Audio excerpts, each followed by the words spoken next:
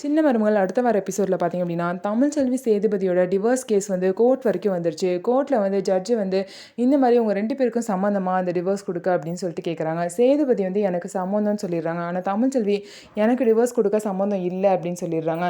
இப்படி 2 பேருமே முரண்பாடாக கருத்து இருக்கும் போது நம்ம ஒன்றுமே செய்ய முடியாது, மியூச்சுவலாக இந்த கேஸை கொண்டு போக முடியாதுன்னு சொல்லிட்டு ஜட்ஜு வந்து சொல்லிடுவாங்க.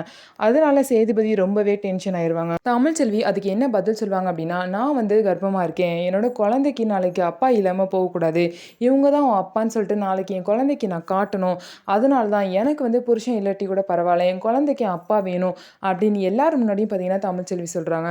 ஸோ தமிழ்ச்செல்வி சொல்கிறத கருத்தில் கொண்டு பார்த்தீங்கன்னா ஜட்ஜு வந்து இவங்க 2 பேரும் 6 மாதம் சேர்ந்து இருக்கட்டும், அதுக்கப்புறம் ஏதாவது மாற்றம் நடக்கலாம்ல அப்படின்னு சொல்லிட்டு ஒரு முடிவை சொல்கிறாங்க. அதனால 6 மாதம் பார்த்தீங்கன்னா இவங்க 2 பேருமே சேர்ந்து இருக்க போகிறாங்க. ஸோ இவங்க 2 பேரும் சேர்ந்து இருக்க இந்த நாட்களில் இவங்க 2 பேரும் ஒருத்தர் ஒருத்தர் புரிஞ்சுக்கிட்டு சேர்ந்து வாழ்வாங்களா இல்லையா அப்படிங்கிறத நம்ம பொறுத்திருந்து பார்க்கலாம். நம்ம வீடியோ உங்களுக்கு பிடிச்சிருந்தா நம்ம வீடியோவை லைக் பண்ணிக்கோங்க. அதுக்கப்புறம் மறக்காமல் நம்மளோட சேனலை சப்ஸ்கிரைப் பண்ணிவிட்டு பாருங்கள்.